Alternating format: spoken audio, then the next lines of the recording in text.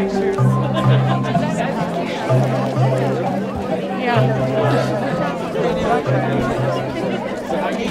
like an all-time voice. I'm all impressed. You want the egg? Just a little bit.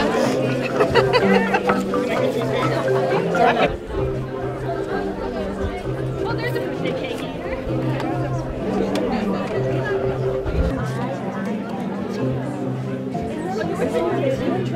So you guys are friends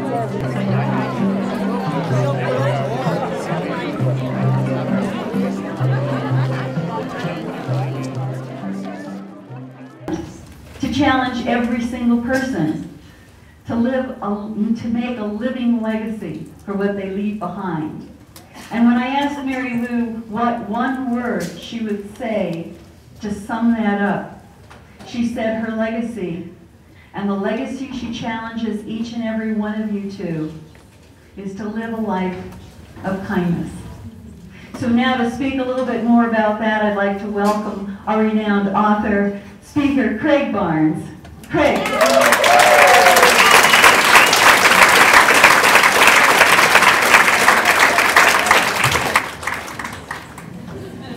How lovely, how lovely. What a celebration of love and passion and connection this is already. Connie asked me if I would say something about the whole context, the whole power, all the power that comes from people who are connected, who know the power of kindness. And could we set it in a larger context so that it wasn't just a passing thing for us here in Santa Fe? Could we speak of the power of truth and harmlessness and kindness throughout time? And there are two misconceptions that we might talk about. Or rather, well, two misconceptions to start out with. One is the misconception of what power is, and the other is the misconception of who has it.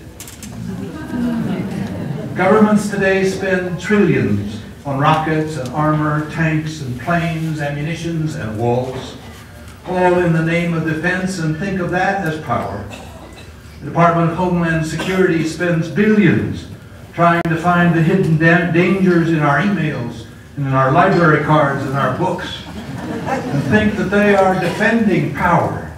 But power leaks away from them because truth erodes power, and truth spreads through the connectivity of a completely different medium. Truth spreads through the medium of the human connection, the desire to be a community like we are here today, the unerasable human desire to share our hopes and fears, to share our care for one another, and such truth cannot be defended against by someone reading our emails or blocking or monopolizing our TV programs. Truth that travels from word of mouth, from person to person, is a power that is greater than the power in suppression, cannot be drummed out by the evening news or the ring of patriotism, or even with the forces of autocracy and tyranny. The yearning of life for itself is genetic. It is a part of our human makeup. All government spending on defense is an attempt to protect power, to maintain power, to keep power immune from attack, and all such effort is ineffective against the greatest danger to power of all, the danger of kindness, or of truth and harmlessness. Yes. It has always been so. It has always been that those who dwell in delusion and insecurity hope that they can build walls that will keep out their enemies and the dangers of the world. And it has always been so that patriarchal governments have amassed armies and sought to eliminate the dangers of the world before the dangers of the world could eliminate them, and the dangers of the world were the dangers of passion and truth and harmlessness. But life's yearning for itself, the effusion of kindness from the very soil we walk upon that gives us the grasses and the flowers, is greater than property's dry, tasteless promise. Compassion is greater than gold. And so all the stories of our armies and our empires have not erased what was deeper and more human even than wealth and power. That is the way it is with kindness. It comes naturally from all of us, and no one can control it. It flows as the gentle rains of heaven, and no one can control it. I think of the power of kindness when I think of Mahatma Gandhi, who would speak the truth but would not speak evil, or the British Viceroy, or the colonials that beat and harassed and oppressed his people. He said of them that he knew that they were trying to do right, and that by their lights they would ever try to do right, and that in trying to do right they were causing great suffering, and that he knew that they would want to undo that suffering when they became aware of its magnitude and its horror. And when he went to the sea to pick up salt, he did so because salt was a useful preservative, and the right of every person could not be auctioned and controlled by empire. And that was a truth. But he did not go to the ocean chanting slogans of hatred or abuse. He did not go to remind the world of anything except the simple fact that we are people here. And because his message was of the people and their needs, his power could not be defended against. No number of jails, no number of beatings, no enormous disproportion of what the empire thought of as power could be sufficient to oppress the power of people united in the simple slogan, we are people here. And we will take care of each other. And there is no thing in the world that you can do to keep us from taking care of each other. Gandhi accomplished with the power of decency and compassion and truth, something that could never be accomplished in hundreds of years with guns and spears. So we see down through time, from the earliest Calypso to the empires of Alexander the Great to the empires of today, there has been a misconception that the spear or the sword or the will of the conqueror is greater than, is stronger than the compassion of the people. But through all this time, it has been the unsung mother rising in the night, the unsung village boy becoming a poet and a singer of tales of compassion that has knit us together as a people. And it is the knitting us together as a people from which we have had our power all along. That is therefore the first misconception, that power comes from wealth and guns and doctrine and control. But all along, power thus constructed is slyly deconstructed by the humor of Stephen Colbert, or the generosity of Mahatma Gandhi, or the compassion of my Russian friend's mother. The second misconception about power is that only certain people have such power, or the ability to wield the power of kindness and compassion. This is a misconception because the power we have in us to be a people and not just a me or a you is to be a community in companionship and in mutual endeavor. And that power is innate. I remember a time in Moscow when I saw a blind man being helped down the street by a paraplegic. The paraplegic could barely walk, but he could see. The blind man could not see, but he could walk. And so the blind man propped up the paraplegic, and the paraplegic told him where to go. And together they maneuvered the heavy traffic in the subways of Moscow.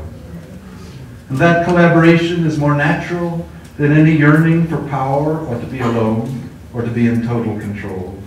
Every one of us has a blind man and a paraplegic within.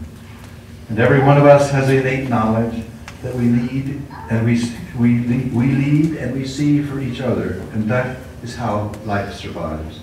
These are the stories of the ordinary and common amongst us, stories of compassion that all of us know, and all of us could recite from our own lives.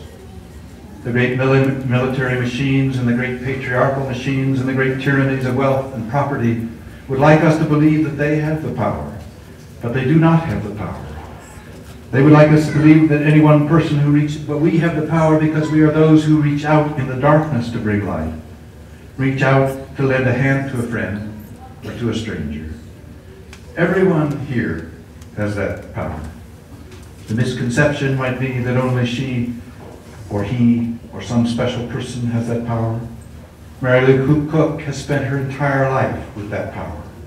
And she will tell you, and I will agree with her, that that power comes to you with your genetic code. It is within you and cannot be taken from you. For such power from Mary Lou and from all those around us who have awakened into it, we are grateful. And we are all more alive, and we are all more ready than ever to do what is needed of us. Thank you, Mary Lou.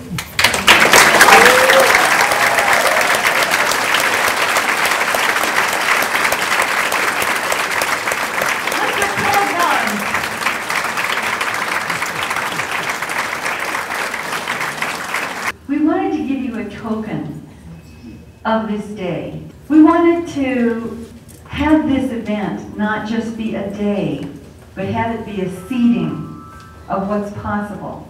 A karma coin is the beginning of beginnings. The karma coins were founded so that each coin is carved with great precision, as is each of your lives carved with great precision. These coins are to bring kindness to a place of consciousness. So that with each of these karma coins, it's an invitation for you to consciously seek ways and means for you to activate kindness where and when you find it. And what you're invited to do is to look for any time, any place, any person where an act of kindness would add to life. And to give that kindness to them. And with that, give them the coin and ask them to pay it forward, and to then, in turn, find an act of kindness to do. Mary Lou had asked that this is not just a birthday party, but actually the passing of a torch. For each of you to live a conscious life filled with and leading the footsteps of legacy, the legacy of kindness within your footsteps for all who follow you. So this candle is burned with the prayer for each one of you who's come today. A prayer that the light that is the legacy, your spiritual legacy, burns brightly in your life. And following the example of our wonderful, beloved Mary Lou Cook, that all your days are not only filled with light, but it's a light that gives and lights candles in the darkness of our times and in the brilliance of the act of kindness.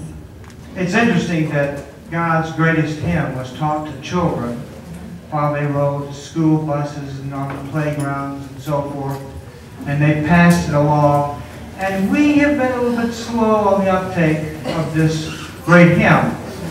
But we remind ourselves tonight that this hymn gives us everything that we need. It tells us exactly what to do, how to do it, and why. It's called Row, Row, Row Your Boat.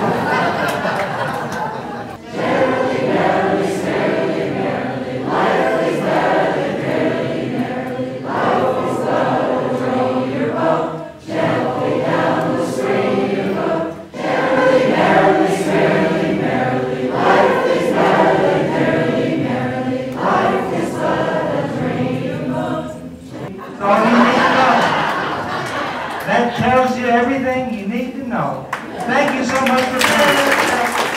Thank you very much. Mary Lou is going to be out in the atrium, and we have those wonderful service groups out there, the angels. There's more cake, there's more fun.